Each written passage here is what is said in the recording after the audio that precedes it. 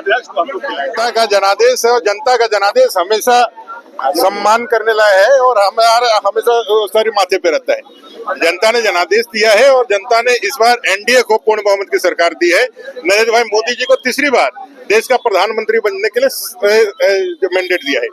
हम NDA alliance नहीं है कि अपने कमजोरी या अपने कमी को देख करके कहें कि ईवीएम हैक हो गया, इलेक्शन कमीशन सेट हो गया, तो ये हो गया वो हो गया।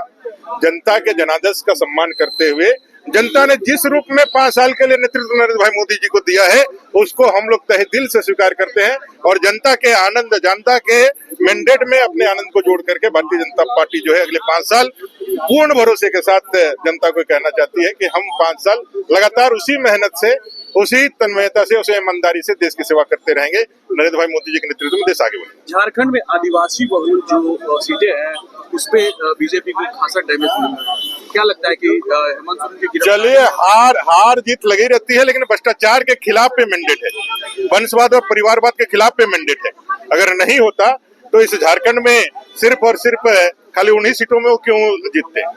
ये मुहर है झारखंड से पूरे देश में कि वंशवाद, परिवारवाद, तुष्टीकरण और भ्रष्टाचार की राजनीति नहीं चलेगी।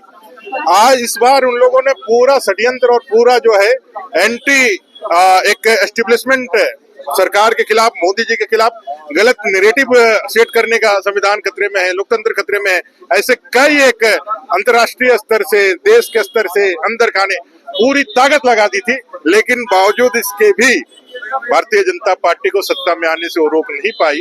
यही समझ लीजिए देश की जनता जो है वो देश की जनता मोदी जी के साथ है, देश के साथ है, देश के विकास के साथ है। परिवारवाद, भ्रष्टाचार और तुष्टीकरण के विरोध में ये वोट है और हम सब लोग अरे भैया पूर्ण बहुमत की सरकार बन रही है हमारी, और उन लोगों से पूछिए कि वो सरकार कब बनाएंगे। फिर से मोदी सरकार, फिर से एक बार मोदी सरकार देश के अंदर काफी कम बढ़ोतरी की है, बहुत ही कम मार्जिन से बढ़ोतरी की है। क्या आप देखिए ये दो ध्रुव की लड़ाई थी।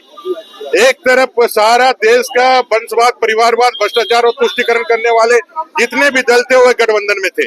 दूसरी तरफ विकास और 1 अरब 40 करोड़ जनता के सामर्थ्य को लेकर के देश दुनिया में भारत को स्थापित करने के लिए आगे बढ़ने वाले नरेंद्र मोदी जी का नेतृत्व था। ऐसे समय में जब जातीयता को पूरे, तुष्टीकरण को पूरे उभारा गया, ऐसे समय में जब ध्रुवीकरण को बहुत तेज गति दिया गया, गलत नैरेटिव स्थापित करने का प्रयास किया गया, इन सारे चीजों को धराशायी करते हुए एनडीए ने पूर्ण बहुमत ली है। यही सबसे बड़ी जीत इस लोकतंत्र में है और हम अपने इस कमी के लिए ना ईवीएम पे, ना इलेक्शन कमीशन पे, ना लोकतंत्र खतरा है, ना संविधान खतरा है, इस पे एलिगेशन लगाते हैं। हम जनता के मैंडेट को सम्मान के साथ स्वीकार करते हैं और पूरी ताकत से जीतने के लिए लगते हैं। 2029 में 400 के पार चले जाएंगे, उसमें क्या है, अभी तो सरकार अपनी है।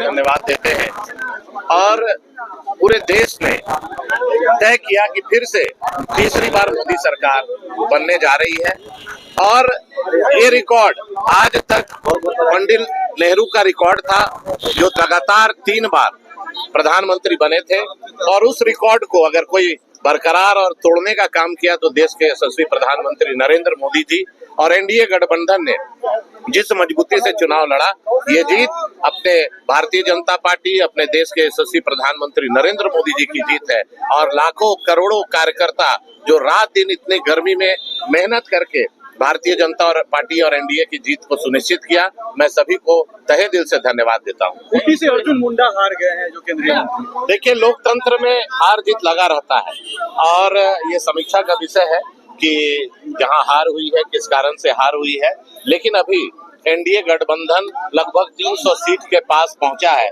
और पूर्ण बहुमत की सरकार भारतीय जनता पार्टी और एनडीए की गठबंधन की बन रही है। मैं अपनी ओर से, भाजपा के कार्यकर्ताओं की ओर से बहुत बहुत बधाई देता हूं।